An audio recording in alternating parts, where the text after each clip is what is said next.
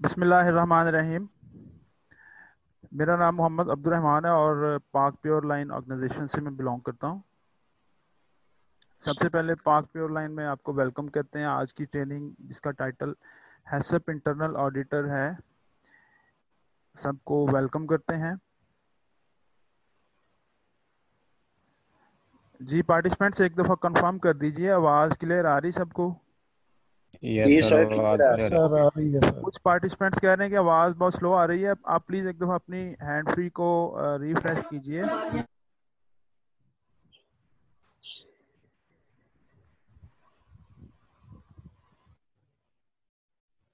जी अस्सलाम वालेकुम, आवाज़ क्लियर आ रही है। मेरी तरफ से कोई ऐसा इशू नहीं है। वजह था।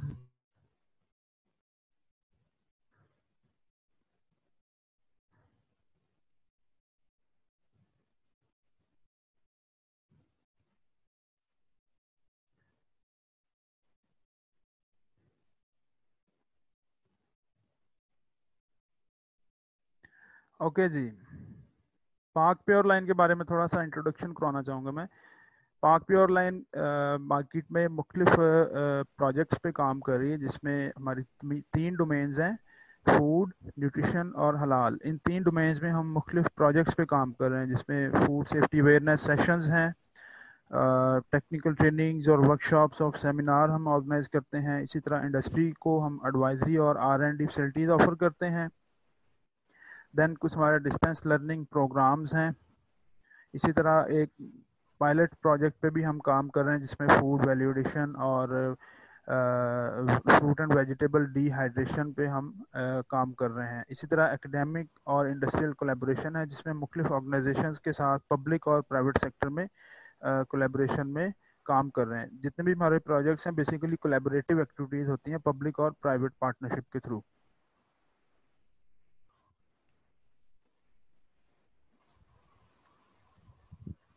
ये हमारे कोलैबोरेटर्स हैं जिनके साथ मिलके हम काम कर रहे हैं। मुख्तलिफ पब्लिक सेक्टर और प्राइवेट सेक्टर ऑर्गेनाइजेशंस हैं। इनके साथ हमारे कोलैबोरेटिव MOUs हैं। जो भी हमारे प्रोजेक्ट्स हैं हम फिर कोलैबोरेशन में ये परफॉर्म करते हैं। ओके जी, हम डायरेक्टली आज की ट्रेनिंग की तरफ बढ़ते हैं, जिसका टाइटल है हैसअप इंटरनल ऑडिटर। हैसअप इंटरनल ऑडिटर पे हम आज बात करेंगे। इसके कंटेंट्स मैं आपके साथ शेयर करता हूँ। सबसे पहले हम scope, purpose and requirements of HACCP की बात करेंगे कि किसी भी ऑर्गेनाइजेशन में हैसअप को इम्प्लीमेंट करने के लिए क्या क्या उसकी रिक्वायरमेंट्स हो सकती हैं। हैसअप इम्प्लीमेंट करने का पर्पस क्या हो सकता है। की कंसेप्ट्स ऑफ अ हैसअप प्लान, हैसअप को किस तरीके से समझना है, क्या क्या उसके की कंसेप्ट्स हैं, मेजर पॉइंट्स हैं। हैसअप के प्रिंसिपल, 7 प्रिंसिपल्स हैं, उनको हम डिटेल में डिस्कस करेंगे। फिर डिज़ाइन, इम्प्लीमेंटेशन और वैलिडेशन की बात करेंगे कि इंडस्ट्री में किस तरीके से हैसअप को इम्प्लीमेंट किया जा सकता है थ्रू हैसअप सेल्फ असेसमेंट चेकलिस्ट और फ्लो डायग्राम्स। देन डॉक्यूमेंटेशन और सर्टिफिकेशन की बात होगी। फिर इंटरनल ऑडिटिंग स्कीम की बात होगी कि कैसे इंटरनल ऑडिटिंग परफॉर्म करनी है, और कुछ केस स्टडीज़ भी हम डिस्कस करेंगे। ओके जी, हैसअप का इंट्रोडक्शन क्या है।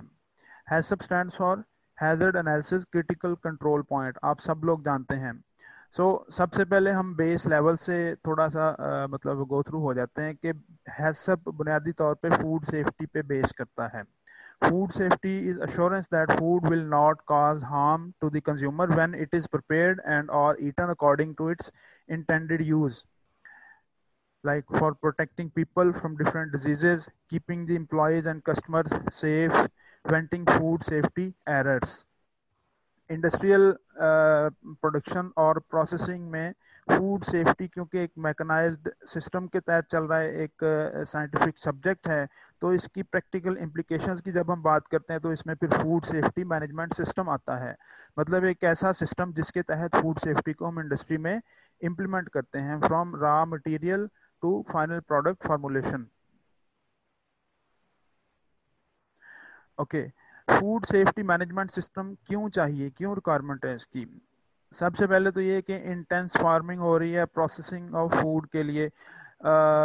मतलब ये है कि फार्मिंग लोड ज़्यादा है। इसी तरह मॉडर्नाइज्ड फार्मिंग है। अल्टीमेट उसका जो फर्दर कंज्यूमर है मतलब इन दैट सेंस के प्रोसेसिंग फॉर्म में मैं बात कर रहा हूँ कि जो भी रॉ मटेरियल प्रोड्यूस हो रहा है उसको प्रोसेस कहाँ पे किया जाता है, इंडस्ट्री में। सो इंडस्ट्रियलाइजेशन है globally, increase in meal consumed ये उठाओ ना आउटसाइड इसको। होम।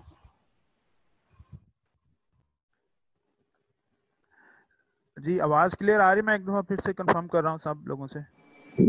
जी सर आ रही है। ओके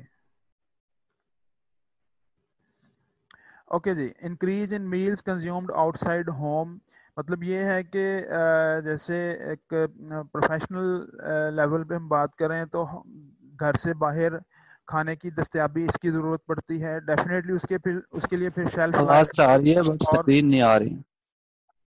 आप प्लीज़ अपना रिफ्रेश करें, स्क्रीन मैक्सिमम लोगों को शेयर हो रही है।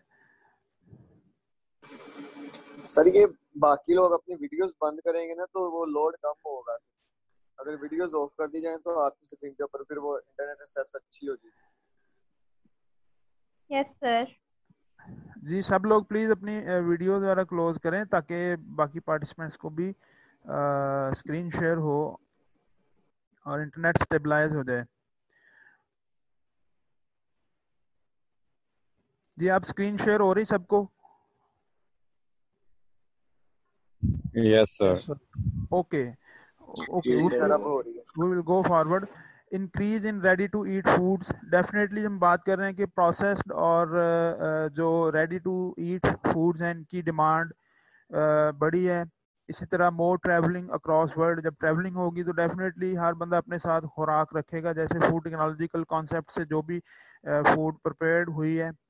इसी तरह increase amount in imported foods, increase in number of susceptible people, disease burden बढ़ चुका है। तो ये सारी कुछ बुनियादी चीज़ें हैं, बुनियादी बातें हैं जिनकी वजह से हमें फूड सेफ्टी मैनेजमेंट सिस्टम की ज़रूरत पड़ती है कि how to manage food safety at raw material production, at processing and even at home. So ये सारे पैरामीटर्स हैं जिसकी वजह से हम फूड सेफ्टी मैनेजमेंट सिस्टम की तरफ जाते हैं। तो जब हम फूड सेफ्टी मैनेजमेंट सिस्टम की बात करते हैं तो इसमें फिर हैसअप की बुनियादी रिक्वायरमेंट आती है। हैसअप को बुनियादी तौर पे हम FSMS, जिसको हम फूड सेफ्टी मैनेजमेंट सिस्टम बोलते हैं, या ISO 22000 का स्टैंडर्ड है, उसके अंडर हम स्टडी करते हैं। सो हैसअप की बात करते हैं। हैसअप क्या है? जैसा कि आप सब लोग जानते हैं, HACCP is hazard analysis critical control point, कि किसी भी प्रोडक्शन प्रोसेसिंग सेटअप पे कोई भी हैजर्ड को उसको आइडेंटिफाई करना, उसको फाइंड आउट करना, देन फर्दर उसकी रोकथाम के लिए कुछ स्टेप्स लेना। तो उसकी रोकथाम के लिए कुछ स्टेप्स जो लिए जाते हैं उसको फिर हम हैसअप की डिटेल्ड स्टडी में डिस्कस करते हैं कि हैसअप कैसे इंप्लीमेंट किया जाता है, कैसे डिज़ाइन किया जाता है, कैसे उसकी हैसअप की फार्मूलेशन है, और किस तरह उसकी फर्दर उसकी जो इम्प्लीमेंटेशन है वो मुख्तलिफ लेवल्स पे होती है। लाइक हैसअप को कंपनी या इंडस्ट्री के लेवल पे हम बात करें तो वो उनका जो कंपनी का इंटरनल ऑडिटर है या कंपनी का अपना नुमाइंदा है वो इसको चेक एंड बैलेंस रखेगा इसका, या इंटरनल जो टीम है कंपनी की अपने बिहाफ पे वो उसकी चेक एंड बैलेंस रखेगी, और उसी कंपनी की फर्दर सर्टिफिकेशन और उनकी अथेंटिसिटी को वैलिडेट करने के लिए एक्सटर्नल ऑडिटर की ज़रूरत पड़ती है, जिसको हम एक्सटर्नल ऑडिट में डिस्कस करते हैं। हाउएवर हमारी ट्रेनिंग का स्कोप क्योंकि इंटरनल ऑडिटर तक है, तो हम इस लेवल तक, इस स्कोप तक तमाम चीज़ों को गो थ्रू करेंगे। In short, HACCP system, which includes a series of procedures to control the process and sensitive points in food chain, with the ultimate goal of consumer food used in the state and in way that is safe for his health। तो definitely यहाँ पे food safety की बात हो रही है कि food safety का अल्टीमेट फैक्ट क्या है? हेल्थ को इंश्योर करना, गुड हेल्थ मेंटेन करना। तो उसके लिए बुनियादी रिक्वायरमेंट्स क्या है? फूड सेफ्टी और फूड सेफ्टी मैनेजमेंट सिस्टम को इन ट्रू सेंस इंप्लीमेंट करना। और तब तक food safety management system in true sense implement नहीं हो सकता जब तक हैसअप को उसकी असल फॉर्म में इंप्लीमेंट ना किया जाए। HACCP is the system for the 70s of the 20th century became recognized as an international standard for safe food production। ये कुछ हिस्टोरिकल बातें हो रही हैं, HACCP के बारे में जनरलाइज्ड बातें हैं। Also the WHO has adopted it as the most effective means for controlling foodborne diseases। Disease burden को कम करने के लिए HACCP को WHO ने इंट्रोड्यूस कराया। Then Application HACCP system is one of the basic requirement for the export of products to European markets. मतलब throughout world जब trade की, हम फूड ट्रेड की बात करते हैं तो डेफिनेटली एक सिस्टम की रिक्वायरमेंट है। सिस्टम कौन से, किस सिस्टम की रिक्वायरमेंट है? ऐसा सिस्टम जो फूड की क्वालिटी और सेफ्टी का चेक एंड बैलेंस मेंटेन कर सके। लिहाजा उसके लिए फिर जब इंटरनेशनल ट्रेड होती है तो क्वारंटीन डिपार्टमेंट है जो क्वालिटी को उसका मेंटेन करता है, चेक एंड बैलेंस रखता है, तो वो फिर सारे जो फूड सेफ्टी स्टैंडर्ड्स हैं उनको फॉलो करता है, जिसमें हैसब की एक बुनियादी रिक्वायरमेंट है।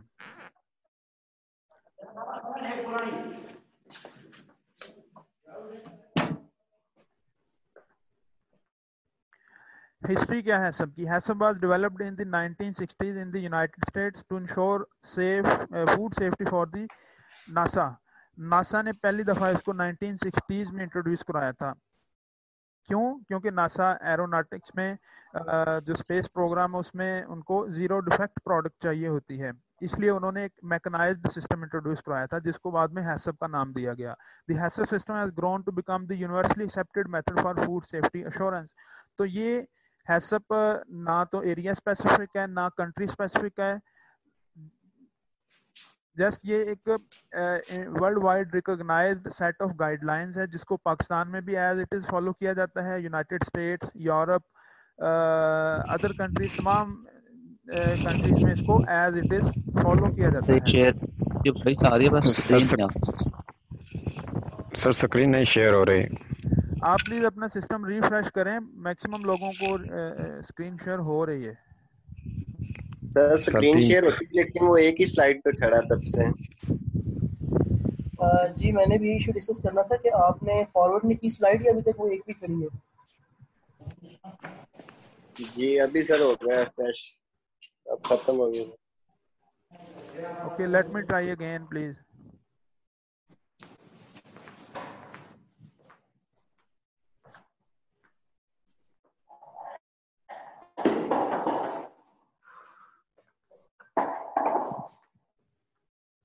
ये टीम पे डस्टिंग नहीं कर रहे थे उसको, मतलब वो बंद है ऐसे। नहीं ये किधर है? वो है कोई नहीं उसमें, उसमें कोई नहीं, सिर्फ इधर ही।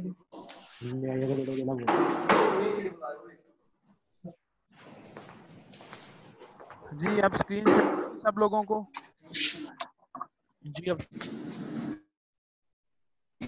Okay. So we were talking about HACCP. ये कौन सा शेयर हो रही है? ओके, हैसब की जरूरत क्यों पेश आती है या effective food safety assurance method की जरूरत क्यों पेश आती है? पहले भी ये चीजें कुछ डिस्कस हो चुकी हैं कि एक तो food borne diseases public health concern है, इस वजह से फूड सेफ्टी को मेंटेन करना अशद जरूरी है।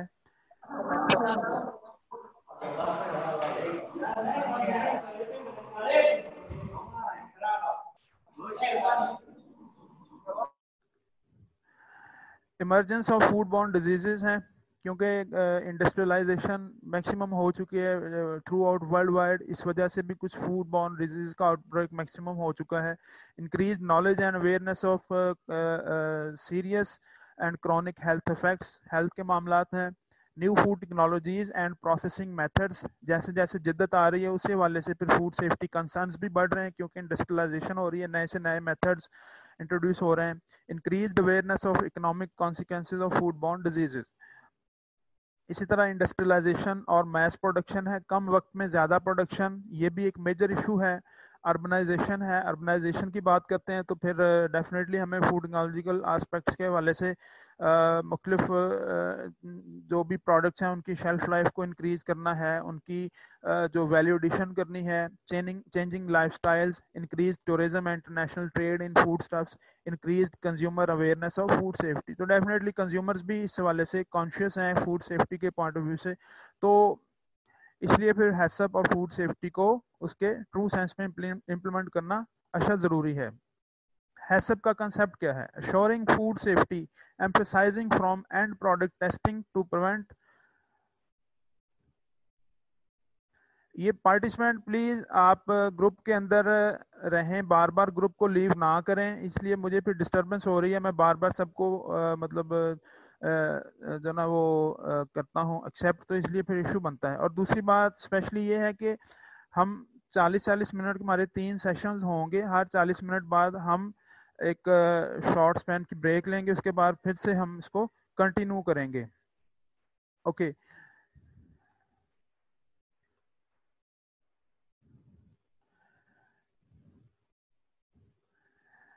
emphasizing from end product testing to preventive control of critical aspects of producing safe foods, identifying potential food safety problems।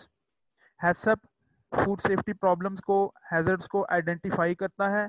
Determine how and where these can be controlled और preventive, कैसे उन issues को prevent करना है। Describing what to do and training the personnel implementation and record keeping. इन सभी चीजों की हम डिटेल्स फर्दर स्लाइड्स में गो थ्रू करेंगे। ओके हैज़ बुनियादी तौर पे फार्म टू फोक अप्रोच है, मतलब रॉ मटेरियल प्रोडक्शन से लेके फूड प्रोसेसिंग, उसकी रेसिपी फार्मूलेशन, इसके बाद end product use till the table of consumer. So food safety और हैसब का concept from farm to fork है।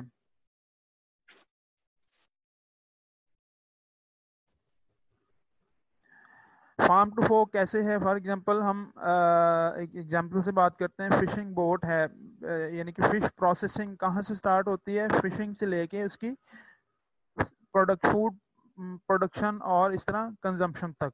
तो फिशिंग बोट से स्टार्ट होती है, रॉ मटेरियल हासिल किया, रॉ मटेरियल के बाद इंडस्ट्री में उसकी प्रोसेसिंग हुई, प्रोसेसिंग के बाद उसको पैक किया गया, इसी तरह उसको शिपमेंट उसकी की गई दूर दराज एरियाज में या सेल पॉइंट्स पे, और उसके बाद कंज्यूमर के टेबल पे।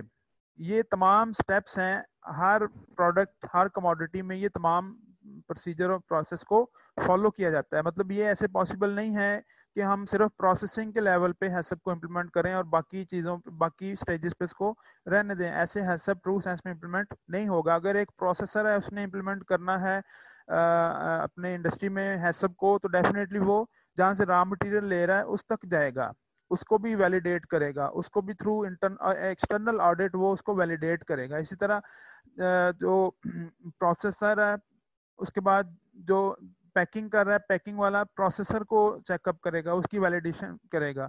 इसी तरह तमाम स्टेप्स चलते हैं। ओके जी, स्टेक होल्डर्स कौन कौन से इन्वॉल्व हैं, उनके रोल्स और रिस्पॉन्सिबिलिटीज क्या हैं? गवर्नमेंट लेवल पे क्या है? शेयर्ड रिस्पॉन्सिबिलिटी है, गवर्नमेंट ने मतलब इस सारे सेटअप को विजुअलाइज करना है, उसको मेंटेन करना है। हाउएवर हैसब एक वॉलंटरी स्टैंडर्ड है, लेकिन फिर भी गवर्नमेंट लेवल पे इसकी रिस्पॉन्सिबिलिटीज आती हैं। फार्मर्स, मैन्युफैक्चरर और कंज्यूमर, जैसे फूड चेन की बात हो रही है कि फार्मर प्रोड्यूसर है, रॉ मटेरियल प्रोड्यूस कर रहा है, मैन्युफैक्चरर उसको प्रोसेस कर रहा है, उसकी वैल्यूडेशन कर रहा है, कमोडिटी मेकिंग कर रहा है, उसकी फार्मूलेशन कर रहा है, और कंज्यूमर उसको कंज्यूम कर रहा है। तो तीन मेजर इसमें जो पोर्शंस हैं जो हैसब को इम्प्लीमेंट करने में अहम रोल प्ले करते हैं अपने अपने पार्ट पे।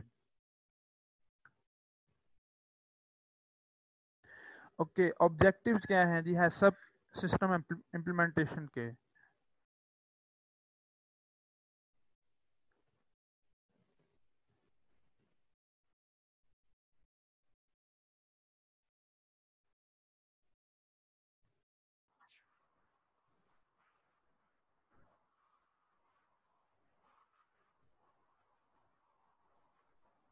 Okay prevention of food borne illness, जैसे हम पहले ऑलरेडी इस बारे में पढ़ चुके हैं। इसी तरह reduction of cost of food analysis, more efficient quality assurance system की रिक्वायरमेंट है। Reduction of losses due to product recall, then protection of reputation. Ultimate benefit इसका हैसब इम्प्लीमेंटेशन क्या क्या होगा?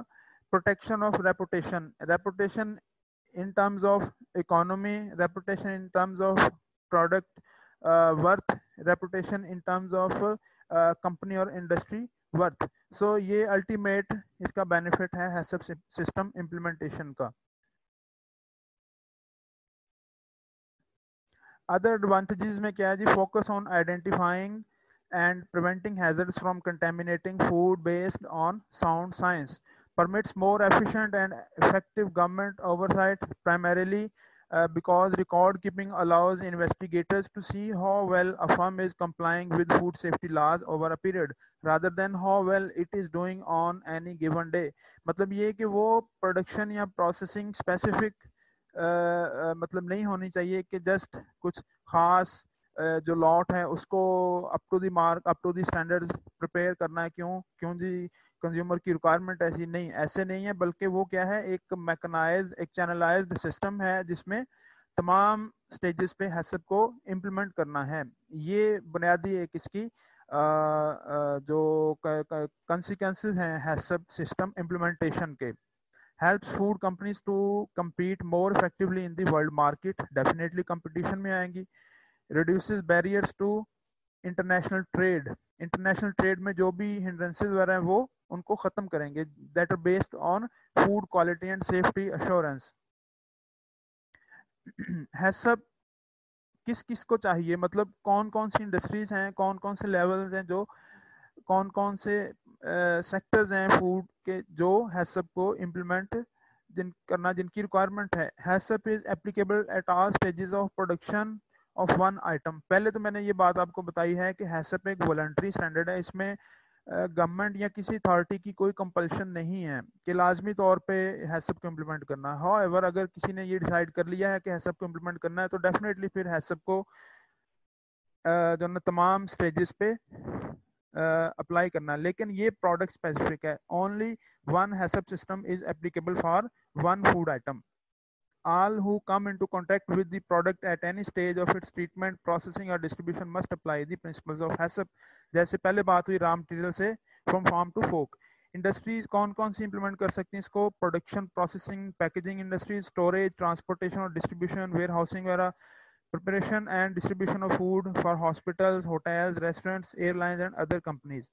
इसमें शॉप में रिटेल और कैटरिंग सेक्टर आता है और इसी तरह फूड इंडस्ट्री आता है। अब इनको हम फर्दर देखेंगे कि हैसप की क्या गाइडलाइंस है फॉर इट्स इम्प्लीकेशन। जैसा कि आप सब लोग जानते हैं कि हैसप के बुनियादी तौर पे 7 प्रिंसिपल्स हैं, लेकिन टोटल 12 स्टेप्स हैं जिनमें हम हैसप को इम्प्लीमेंट करते हैं।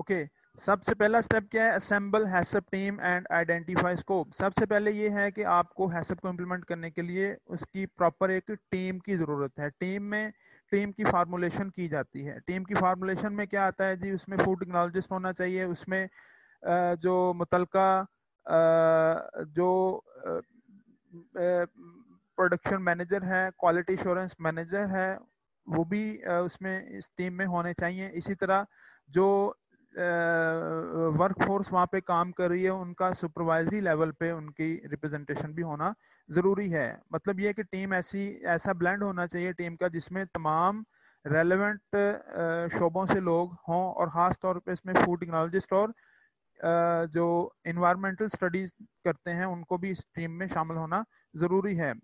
डिस्क्राइब द प्रोडक्ट को डिस्क्राइब करना, प्रोडक्ट का नाम क्या है, प्रोडक्ट की फार्मूलेशन क्या है, रेसिपी क्या है, क्या उसके प्रोसेसिंग प्रोसीजर है, उसकी फार्मूलेशन क्या है, ये तमाम चीज़ें।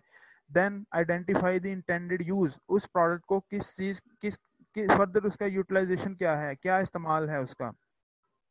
Then construct the process flow diagram, उस प्रोडक्ट की प्रोसेसिंग और फॉर्मुलेशन के लिए फ्लो डायग्राम डिज़ाइन करना ताकि उसके तमाम प्रोसेसिंग के स्टेप्स हमारे सामने आ जाएं, जिन प्रोसेसिंग स्टेप से हो के वो उसकी फर्दर प्रोडक्शन प्रोसेसिंग हो रही है इस प्रोडक्ट की। ये तमाम पेपर वर्क है। पेपर वर्क के अलावा इसको फर्दर सबसे पहले बात आती है पेपर वर्क की, देन फिर फर्दर उसकी इम्प्लीमेंटेशन की बात आती है। On side confirmation of process flow diagram, जो आपने पेपर वर्क किया उसको फिर फर्दर इंडस्ट्री में जाके उस स्टेज पे जाके वहाँ पे हर स्टेजेस पे उसकी कंफर्मेशन करनी है कि जी इस स्टेज पे ये स्टेप एक्चुअली परफॉर्म हो पा रहा है।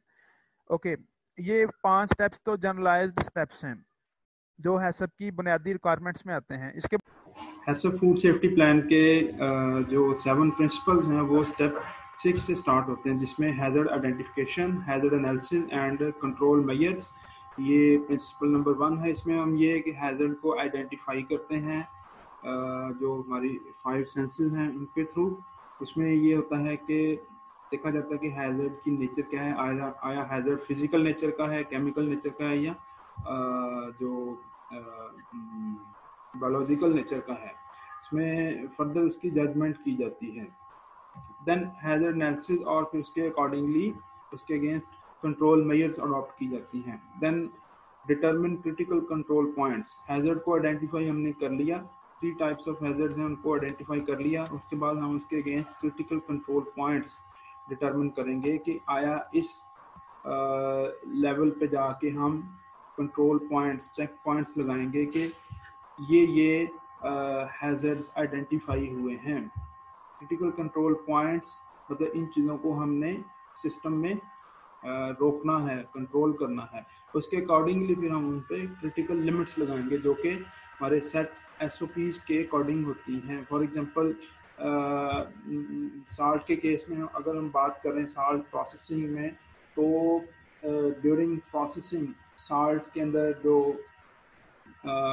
इसकी एरोजन होती है, जो इसका मटेरियल है जो ग्राइंडर का, उसकी एरोजन होती है, वहाँ पे हम कंट्रोल पॉइंट क्या लगाएंगे, वहाँ पे हम एक मैग्नेट इंस्टॉल करेंगे ताकि कोई मेटेलिक पीसेस या कोई ऐसे मतलब जो मेटल के पार्ट्स वगैरह हैं वो अंदर ना जाए। वहाँ पे हम कंट्रोल पॉइंट हमने लगाया। अब उसके अकॉर्डिंगली हम उसकी क्रिटिकल लिमिट्स भी डिफाइन करेंगे कि आया इतने माइन्यूट पार्टिकल्स किस हद तक उसमें हम उनको अलाउ कर सकते हैं। फर्दर हम मॉनिटरिंग ऑफ CCPs को मॉनिटर करेंगे कि क्या क्रिटिकल कंट्रोल पॉइंट्स जो हमने चेक एंड बैलेंस वहाँ पे मेंटेन किया है वो प्रॉपरली उसके अकॉर्डिंगली चल रहा है। देन एस्टैब्लिश करेक्टिव एक्शन, अब उसके अगेंस्ट हमने करेक्टिव एक्शन क्या लिया, वहाँ पे हमने मेटेलिक डिटेक्टर्स लगाए। इसी तरह एस्टैब्लिश वेरिफिकेशन प्रोसीजर्स हैं, establish documentation and record keeping. 7 principle बहुत इंपॉर्टेंट है। इसमें हर स्टेज पे हम डॉक्यूमेंटेशन और रिकॉर्ड कीपिंग को इंश्योर करते हैं।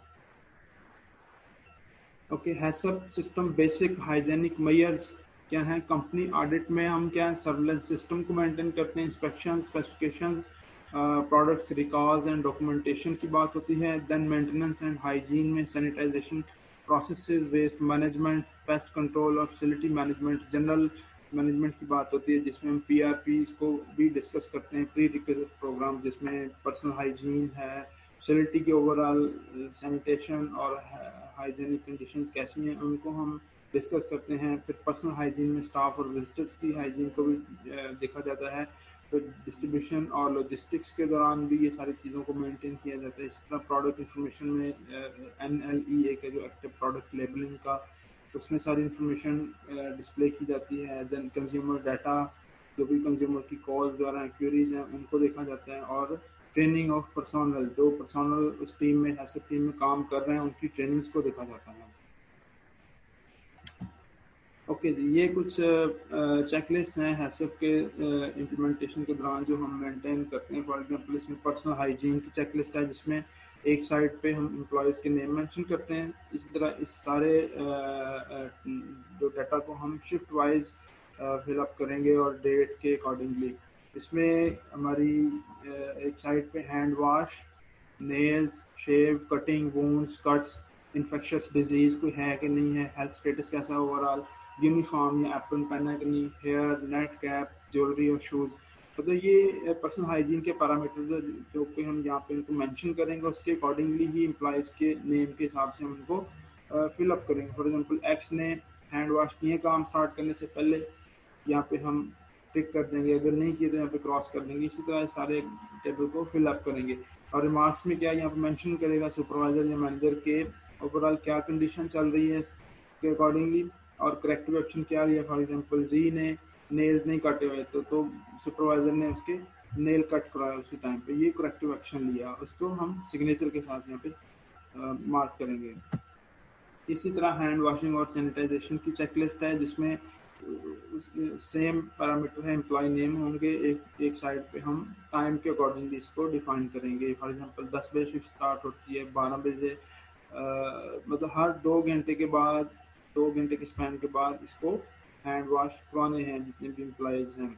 इसी तरह शिफ्ट के अकॉर्डिंगली और डेट वाइज इसको मार्क करेंगे और सिग्नेचर और करेक्टिव एक्शन और रिमार्क्स वगैरह यहाँ पे दिए जाएंगे। रिमार्क्स में वो अपने रिमार्क्स मेंशन करेगा कि इतने एम्प्लॉयज़ ने हाथ धोए थे, इतने नहीं धोए थे। करेक्टिव एक्शन क्या लिया जी, वाई ने हाथ 2 बजे अपना काम छोड़ के नहीं धोए, उसको प्रॉपरली उसकी सारा चेक एंड बैलेंस मेंटेन किया गया। तो इस तरीके से सारे टेबल को फिल करेंगे हम। ओके, अब हम बात करते हैं हैसअप सेल्फ असेसमेंट चेकलिस्ट की, जिसमें 2 मॉड्यूल्स हैं, एक मैनेजमेंट के पार्ट पे और एक हैसअप की फर्दर इम्प्लीमेंटेशन की बात करते हैं। मॉड्यूल 1 को हम डिस्कस करते हैं, जिसमें मैनेजमेंट सिस्टम के पार्ट पे वो आता है, जिसमें मैनेजमेंट कमिटमेंट चाहिए, continual improvement, food safety policy define होनी चाहिए, organisational chart and job description well defined होनी चाहिए, description of how the system works, document control, document register, इन सारी चीज़ों को हम 1 बाय 1 यहाँ पे डिस्कस करते हैं। मैनेजमेंट कमिटमेंट में आता है what is the scope of the quality management system to be included in the certification.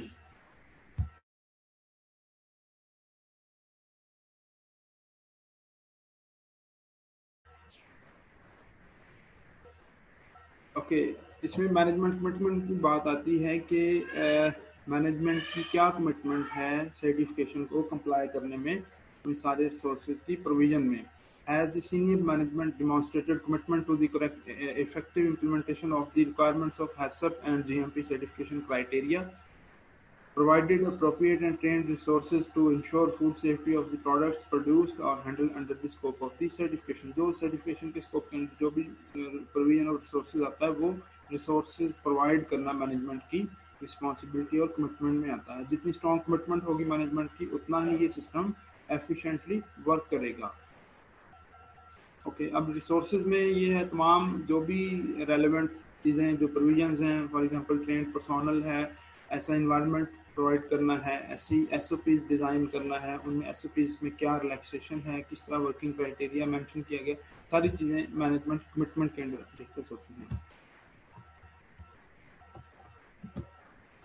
उसके बाद continual improvement, does the organisation has a procedure in place for continual improvement. उसमें external audits, internal audit आते हैं, corrective actions हैं, verification activities और non कन्फॉर्मेंसेस।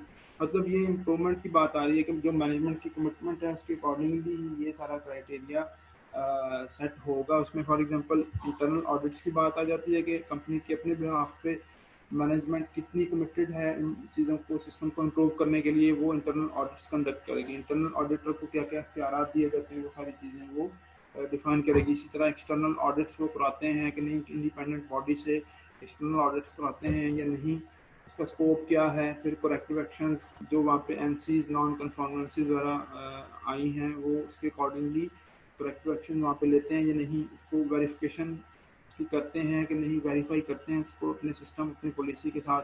फिर उसमें जो नॉन कन्फॉर्मेंसेस वगैरह आती हैं उनको किस तरीके से वो हैंडल करते हैं। Then food safety policy, definitely ये भी एक जो मैनेजमेंट के पार्ट पे है उन्होंने ही डिफाइन करना है। मैनेजमेंट जो एक टीम डिज़ाइन करेगी वही फूड सेफ्टी पॉलिसी को डिज़ाइन करेगी। Does the organisation have a food safety policy in place which has been signed by the senior executive manager. Customer expectations पे बेस करेगी, वो लीगल रिक्वायरमेंट्स पे बेस करेगी, continuous improvement की इसमें गुंजाइश होगी। suitable for consumption in the country of manufacture and production and the country of sale। अब इन सारी चीज़ों को मद्देनजर रखना है। कस्टमर्स की एक्सपेक्टेशंस क्या हैं, लीगल रिक्वायरमेंट्स क्या हैं, लोकल जो भी रेगुलेटरी बॉडीज हैं लाइक पंजाब फूड अथॉरिटी है, कोई और फूड अथॉरिटी है, या जो हैसअप की कंप्लायंस का क्राइटेरिया है, उनको वो सारा फॉलो करते हुए फूड सेफ्टी पॉलिसी को डिज़ाइन करेंगे। और इसमें इम्प्रूवमेंट की भी गुंजाइश होनी चाहिए कि फॉर एग्जांपल कस्टमर भी फीडबैक आता है, उसके अकॉर्डिंगली हम अपनी फूड सेफ्टी पॉलिसी को जज कर सकें, इसको इम्प्रूव कर सकें। देन स्कोप और पर्पस डिफाइन होगा इसका, प्रोडक्ट डिस्क्रिप्शन और इंटेंडेड यूज़ होगा, प्रोडक्ट क्या होगी, hazard analysis including risk assessment होगा, हैसअप ऑडिट टेबल उसको मद्देनजर रखा जाएगा, इसकी स्पेसिफिकेशन दी जाएंगी लाइक फिनिश्ड प्रोडक्ट हैं, केमिकल्स हैं, रॉ मटेरियल्स एंड पैकेजिंग, इन सभी की स्पेसिफिकेशन भी डिफाइन होंगी। फॉर्मुलेशन, स्टैंडर्ड ऑपरेटिंग प्रोसीजर, ये सारी चीज़ें भी वहाँ पे पॉलिसी के अंदर डिफाइन की जाएंगी। PRPs जिसमें सारी चीज़ें पहले डिस्कस हो चुकी हैं कि पर्सनल हाइजीन प्रोग्राम है, उसमें सैनिटेशन और विसिनिटी ओवरऑल उसका इन्वायरमेंट कैसा है, उसकी सारी मैनेजमेंट और मेंटेनेंस पॉलिसीज, फॉर्म्स कौन कौन से डेवलप किए गए हैं रिकॉर्ड कीपिंग के लिए, वर्क इंस्ट्रक्शंस क्या क्या हैं, SOPs क्या हैं, आप दी डेट और the version number indicated within each document, हर डॉक्यूमेंट को कैटेगराइज करने के लिए क्या स्टेप्स लिए गए हैं। Organisation chart and job descriptions में अब JDs यहाँ पे डिफाइन की जानी है। Thus the organization has a documented organization chart in place which identifies all management and staff positions। सभी स्टाफ्स की एक हायरार्की बनेगी, एक मैनेजर डिफाइन होगा, उसके नीचे सुपरवाइजर होगा, फिर पोस्ट सुपरवाइजर होगा, प्रोजेक्ट इंचार्ज होगा, उसके नीचे फिर स्टाफ होगा, फिर फूड टेक्नोलॉजिस्ट होगा, केमिस्ट होगा, उसके नीचे फिर फर्दर जो जनरल स्टाफ है जो जिन्होंने वर्किंग परफॉर्म करनी है, वो सारी हायरार्की डिफाइन होगी, ऑर्गेनाइजेशन चार्ट डिफाइन होगा। Are position descriptions available for all the positions on the organization chart which have responsibility for food safety and maintenance of the food safety management system। अब उन उसी hierarchy के अंदर हर एक position का role define होगा कि इस बंदे ने ये काम परफॉर्म करना है, सुपरवाइजर का ये रोल होगा और फूड टेक्नोलॉजिस्ट का ये रोल होगा, इस हद तक इसने परफॉर्म करना है। Description of how the system works। Does the organization have a written description of the documents that are included in the food safety management system including their inter relationship कि आपस में उनका वर्किंग इन्वायरमेंट कैसा होगा, किस level किस jurisdiction तक दोनों ने एक दूसरे के साथ काम करना है, कोऑपरेट करना है। Does this include documented scope of the food safety management system। Document control में आ जाता है। Does the organization have a document control procedure in place for the food safety management system that is paper based or electronic that ensures that the most current authorized version is available to all the staff। अब इसमें document control और इस तरह document in place होना ज़रूरी है जो कि हर रेलिवेंट बंदे की एक्सेस में हो। फॉर एग्जांपल कोई एक्सटर्नल ऑडिटर आता है, वो ऑन दी स्पॉट डॉक्यूमेंट को चेक करे और सुपरवाइज़र आगे से कह दे कि जी ये डॉक्यूमेंट मेरी एक्सेस में नहीं है, तो जो सुपरवाइज़र की जुरिस्डिक्शन है, वर्किंग एरिया है, उसके अकॉर्डिंग उसके डॉक्यूमेंट्स उसकी जुरिस्डिक्शन में होने चाहिए ताकि किसी भी टाइम उनको एसेस किया जा सके। Does the organization have a document register in place for the food safety management system? Does this register include the following? ये चीज़ें इसमें होनी जरूरी हैं। स्कोप और पर्पस वहाँ पे डिफाइन हो, पर product description and intended use हो कि कौन सी प्रोडक्ट है, उसकी क्या रेसिपी फॉर्मुलेशन, कैसे इसको इस्तेमाल करना है, क्या क्या उसका क्राइटेरिया है। हैसअप का हैजर्डनेस हो इंक्लूडिंग रिस्क असेसमेंट हो, उसमें हैसअप ऑडिट टेबल डिफाइन हो। स्पेसिफिकेशन वही पहले वाली चीज़ें चल रही इसमें कि finish product, chemical, raw material, packaging, इसकी डिस्क्रिप्शन हो, फार्मूलेशन, SOPs, रेसिपी, सारी चीज़ें वहाँ पे मौजूद हों। उसके अकॉर्डिंगली जो जो बंदा वहाँ पे जिसकी डिस्क्रिप्शन में वो डॉक्यूमेंट आता है। PRPs हैं, पॉलिसीज, फॉर्म्स, वर्क इंस्ट्रक्शंस और the date and version number indicated within each document. ये डॉक्यूमेंट की मेंटेनेंस के बारे में है। Step number 11 documents used in HACCP plan development. तकरीबन 10 किस्म के मुख्तलिफ डॉक्यूमेंट्स इस्तेमाल होते हैं हैसअप में। For example HACCP team members and their responsibilities इसमें होंगी। HACCP plan including the forms 1 to 10 developed during its preparation, hazard analysis, data used to establish control measures, CCPs को डिफाइन करने के लिए डॉक्यूमेंट, क्रिटिकल लिमिट्स के लिए document, corrective measures इनको define करने के लिए जो करेक्टिव मेजर्स लिए उनके लिए document, correspondence with consultant or other expert concerning HACCP plan development। अब जो भी एक्सटर्नल ऑडिटर आएगा उसको सारी सिचुएशन बताने के लिए डॉक्यूमेंट का होना ज़रूरी है। वो डॉक्यूमेंट को जज करके असेस करके ही फर्दर उसकी अपनी जजमेंट प्लेस करेगा। फॉर एग्जांपल फॉर्म 10 की हम बात करते हैं, इसमें क्रिटिकल कंट्रोल पॉइंट्स को डील करता है फॉर्म 10। इसमें सबसे पहले प्रोडक्ट नेम आता है, CCP नंबर दिया जाता है कि CCP नंबर 1 है, 2 है और सो ऑन। हैजर्ड की डिस्क्रिप्शन और कंट्रोल मेजर्स क्या लिए गए हैं उसके अकॉर्डिंगली यहाँ पे वो मेंशन करने हैं। क्रिटिकल लिमिट्स क्या लगाई हैं वो मेंशन है। मॉनिटरिंग और चेक एंड बैलेंस कैसे रखा है वो यहाँ पे डिफाइन करना है डिज़ाइन। इसके अलावा डेविएशन प्रोसीजर्स क्या हैं, वेरिफिकेशन प्रोसीजर्स और हैसअप का रिकॉर्ड। इसी तरह इसको डेट और सिग्नेचर के साथ वेरीफाई करना है। करेक्टिव एक्शन प्लान उसके लिए डॉक्यूमेंट क्या है, रिपोर्ट सबमिटेड बाय, उस बंदे का नाम आएगा, डेट ऑफ ऑडिट, किस दिन को ऑडिट किया, वैल्यूएटर कौन है, date, CAP sent, project incharge या chairperson, area of for improvement क्या है, रिकमेंडेशंस क्या दी गई हैं, एक्शन प्लान क्या लिया गया, रिस्पांसिबल पर्सन कौन है और टारगेट कंप्लीशन डेट क्या है, वो सारी चीज़ें यहाँ पे मेंशन करनी है with sign and stamp of that manager और सुपरवाइजर। उसके बाद परचेज एंड डिस्पोजल रिकॉर्ड के लिए एक डॉक्यूमेंट क्रिएट किया जाता है जिसमें डेट ऑफ परचेज या एक्विजिशन, उसके बाद name and address of supplier and veterinary medicine, name of product, quantity, batch number, withdrawal period, date, quantity and routine, route of disposal if not administered. अब ये सारी चीज़ें मतलब जो भी प्रोजेक्ट है उसके अकॉर्डिंगली ये फॉर्म हम डिज़ाइन करेंगे। हाउएवर सिर्फ परचेज और डिस्पोजल का रिकॉर्ड मेंशन होना ज़रूरी है। फिर इस तरह प्रोसेस कंट्रोल फॉर्म नंबर 11 उसको डिस्कस करता है। इसमें प्रोडक्ट नेम है, process control and associated CCP number है, हैजर्ड की डिस्क्रिप्शन है, स्टैंडर्ड दिए जाएंगे, एसओपीज दिए जाएंगे, monitoring procedures and deviation procedures हैं, वेरिफिकेशन प्रोसीजर और हैसअप के record with sign and date of that supervisor और मैनेजर। ये सारी चीज़ें इसमें मेंशन की जाएंगी।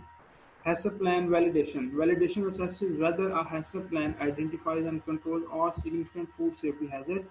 This includes review of hazard analysis, CCP determination, validity of control limits, elements of HACCP adequate and appropriate, review of deviation reports, audits reports, past validation reports, review of new scientific information.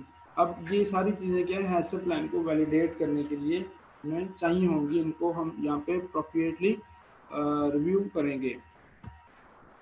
Okay जी, यहाँ तक management commitment की बात थी module 1 में। Module 2 में हैसअप plan implementation की बात आती है जिसमें हैसअप के प्रिलिमिनरी स्टेप्स हैं, हैसअप टीम कैसे डिफाइन करनी है, डिज़ाइन करनी है, scope and purpose of HACCP plan क्या है, product description and intended use, flow diagram, hazard analysis, determining critical control points, HACCP audit table, ये सारी चीज़ें इसमें मेंशन होंगी। इस तरह established critical limits हैं, monitoring CCPs हैं, CCP corrective actions हैं, verification activities हैं, food safety management system उसको review करना improvement के लिए, internal audits conduct करना, इस तरह microbiological and chemical testing schedule design करना। इसी तरह shelf life testing है, finished product assessment, monitoring and corrective actions of verification activities, customer complaints, record keeping, इन सारी चीज़ों को हम 1 by 1 डिस्कस करेंगे। प्रिलिमिनरी स्टेप्स में क्या आता है, has the organisation developed, documented and implemented HACCP based food safety management system based on codex principles as outlined in the application section of the codex guidelines. अब basically HACCP का जो plan है वो codex के guidelines के accordingly इसमें सारी specifications मौजूद हैं। प्रिलिमिनरी स्टेप्स ये हैं कि हम सारी कोडेक्स की गाइडलाइंस को फॉलो करेंगे और उनको उसके अकॉर्डिंगली वहाँ पे इम्प्लीमेंट करेंगे। हैसअप टीम फार्मूलेट करना। हैसअप टीम में जैसे पहले बताया कि प्रॉपर हायरार्की होगी, हायरार्की के अंदर जो भी प्रोजेक्ट है उस प्रोजेक्ट के लिए स्पेशल एक टीम डिज़ाइन की जाएगी जिसमें सुपरवाइज़र हो सकता है, मैनेजर हो सकता है, उसके नीचे फूड एनालिस्ट है, उसके नीचे फर्दर जो स्टाफ काम कर रहे हैं सभी की एक टीम फॉर्मुलेट होगी स्पेसिफिक प्रोजेक्ट के लिए। Who is the HACCP team leader and does this individual hold the following credentials? Has operational accountability within the organization, has attended a competency based and assessed training course in the application of HACCP principles are governed। अब क्या है उसकी competency की बात आ रही है इस टीम की।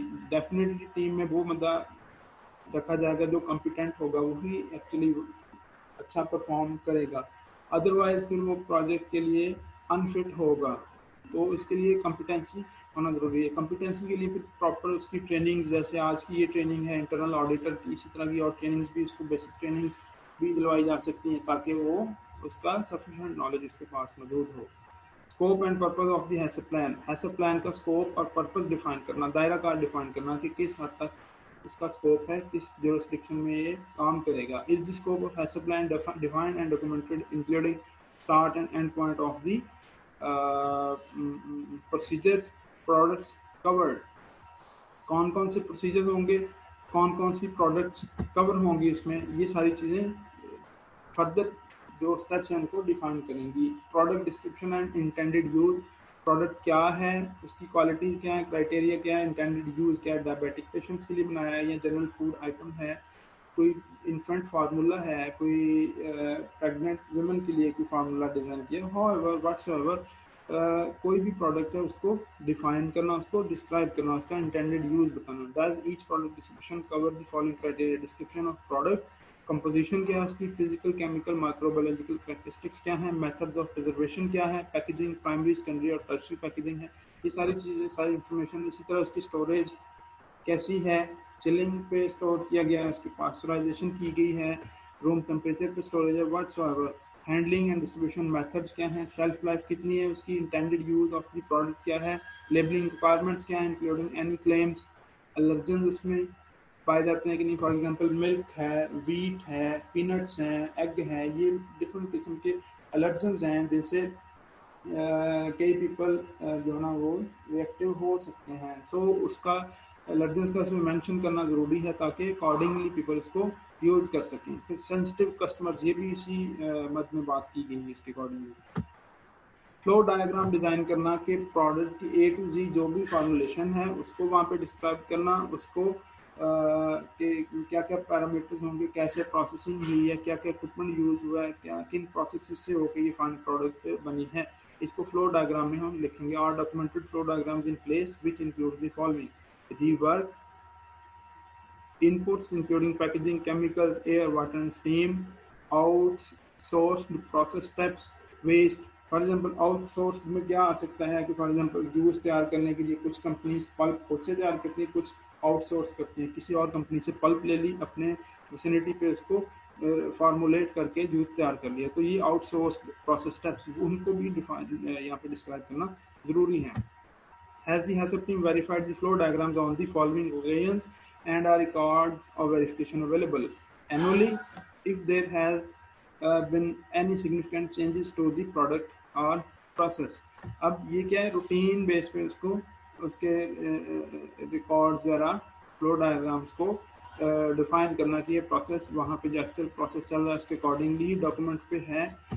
Hazard analysis, has hazard analysis been undertaken and documented to at each step of the process as identified in the flow diagram। जो flow diagram में बनाया है क्या वो एक्चुअल में वही चल रहा है या उसमें कोई कमी पेशी है या कोई मामला थोड़े बहुत डिफरेंट हैं, तो ये क्या है, इसके अकॉर्डिंगली वहाँ पे हैजर्ड एनालिसिस करना। Has hazard analysis been undertaken for each raw material input, हर रॉ मटेरियल के लिए अलग से हैजर्ड एनालिसिस को कंडक्ट करना। At each step have all potential food safety hazards, biological, chemical and physical, been identified and assessed to identify hazards that need to be prevented, eliminated or reduced to accepted levels। अब क्या है, 3 category जो hazard की हैं उसके accordingly उनको define करना और हर रॉ मटेरियल के लिए अलग से हैजर्ड को एनालाइज करना। For any hazard determined to be significant, has at least one control measure been determined to prevent it from occurring or reduced to an acceptable level। At least her hazard analysis के बाद एक CCP लगाना ज़रूरी है ताकि इसमें mention किया जा सके कि यहाँ पे कंट्रोल और चेक एंड बैलेंस मौजूद है। Has the organization developed a method or utilized one of the standard textbook methodologies for hazard analysis? Whatever method used, has it been applied consistently throughout the food safety management system? Is the secure source referenced? A copy of the reference shall be included। अब इसमें क्या है, जो hazard analysis किया है वो किसी reference के अकॉर्डिंगली हो, किसी SOP और किसी मेथड को फॉलो करते हुए वो एनालाइज किया गया हो। Determining critical control point, CCPs की बात आ रही है। All hazard deems to be significant CCPs। अब कोई भी हैजर्ड आइडेंटिफाई हुआ है उसके अकॉर्डिंगली CCP डिटरमिन करना ज़रूरी है, इसके बगैर हम हैजर्ड को आइडेंटिफाई करके फर्दर प्रोसीड नहीं कर सकते, लिहाजा CCP डिफाइन और डिटरमिन होना ज़रूरी है। HACCP auditable, has a HACCP auditable been developed, documented and applied which includes each step of the processes? Does this table list all the CCPs identified in hazard analysis? जो CCPs आपने identify किए हैं उसको HACCP audit table के accordingly लेके चलना है। मतलब पेपर वर्क हो, पेपर वर्क पे सारा फ्लो डायग्राम हो, उस पर हैजर्ड एनालिसिस हो, उसके बाद उस पर CCPs लगे, ये सारा एक HACCP ऑडिट टेबल बन जाएगा हमारे पास, उसके अकॉर्डिंगली ही सिस्टम वर्क कर रहा हो, उसको फिर आपस में क्रॉस चेक करना, वहाँ पे CCPs को मार्क करना। Establish critical limits. अब क्रिटिकल लिमिट्स क्या है, अपनी जो फूड पॉलिसी डिज़ाइन की है उसके अकॉर्डिंगली ही होगा। जो SOPs और स्टैंडर्ड्स आपने फूड पॉलिसी के अंदर डिफाइन किए हैं उनके अकॉर्डिंगली क्रिटिकल लिमिट्स जो लगाई गई हैं उनको वहाँ पे डिटरमिन करना, have critical limits for CCPs been established and documented in the HACCP audit table? Are the critical limits measurable and how is it monitored during production? ओके, उनकी मॉनिटरिंग कैसे की जाती है प्रोडक्शन के दौरान? Are the critical limits guidelines available through industry standards, legislation and codes of practice और published research? अब इसमें रेफरेंस की बात आ रही है कि वो क्रिटिकल लिमिट्स खुद से ही डिफाइन की गई हैं या किसी ऑथेंटिक सोर्स से ली गई हैं. If not, has the organization undertaken a validation study to ensure set limits will control the significant hazard? अगर किसी ऑर्गेनाइजेशन ने अपनी सेट लिमिट्स स्टैंडर्ड की गई हैं तो वो उनकी बेस क्या है, किस बेस पे वो आपने लगाई हैं? क्या वो इस हद तक, इस लेवल पे वो क्रिटिकल लिमिट्स हैं कि वो हैजर्ड्स को सिग्निफिकेंट अमाउंट तक कंट्रोल कर पाएंगी? Has this validation data been documented and maintained by the organization? Monitoring of CCPs. Has the organization documented how each CCP is monitored to ensure it is within the critical limits that have been set? Are monitoring procedures available to define what is being monitored, how the monitoring is carried out, the frequency of the monitoring, and is it sufficient to ensure that the CCP is under control? अब जो CCPs हम determine कर चुके हैं उनकी monitoring करनी है कि वो CCPs वहाँ पे डिफाइन होंगे हर टाइम, हर रीप्रोसेसिंग में या हर दूसरी प्रोसेसिंग में, उसकी जो मॉनिटरिंग वो उसको देखा जा रहा है. Records of monitoring of CCPs maintained? Record maintenance है, साइन और स्टैम्प के साथ, सिग्नेचर के साथ उसको वेरीफाई करना है. रिस्पॉन्सिबल रिव्यूइंग ऑफिसर, उसने फिर फर्दर अगले स्टेप पे रिव्यूइंग ऑफिसर ने इसको रिव्यू करना है कि कहीं पे कोई चीज़ मिसिंग तो नहीं है पहले पर्सन से. इसमें मेंशन किया गया shall not be the same person responsible for the monitoring. Monitoring जो कर रहा है इससे नेक्स्ट स्टेप पे रिव्यूइंग ऑफिसर होना चाहिए ताकि उसकी रिव्यू और री जजमेंट उसकी हो सके. CCP करेक्टिव एक्शन यहाँ पे लेना है, उसको करेक्ट करने के लिए उस जो हैजर्ड है उसको करेक्ट करने के लिए क्या करेक्टिव एक्शन लिया गया है वो यहाँ पे डिफाइन करना है. Have CCP corrective actions been developed, documented and implemented that define the actions to be taken when monitoring reveals that the critical limit has not been met? Are procedures in place that states the action to be taken regarding the affected product, who is responsible, what actions to be taken regarding the process? Is root cause analysis undertaken to identify the problem and prevent recurrence? अब CCP corrective action में क्या है? corrective action लेना है, उसको mention करना है कि उस CCP को रोकने के लिए क्या करेक्शन उसमें लेके आए हम, उसको फर्दर रीअकरेंस होने के लिए उसको क्या आपने मैकेनिज्म डिफाइन किया, उसको भी चेक एंड बैलेंस रखना है. Verification activities. Are verification procedure in place to ensure that the food safety management system is being followed and is effective? Do verification activities include the following as a minimum? Internal audits, HACCP plan review, microbiological and chemical testing if applicable. अब उसी चीज़ को हमने further verify भी करना है अपने जो set instruction हैं, सेट SOPs हैं, उसके अकॉर्डिंगली इन सारे पैरामीटर्स के बिहाफ पे. Shelf life testing if applicable, finished product assessments where applicable, review of monitoring records, corrective actions records.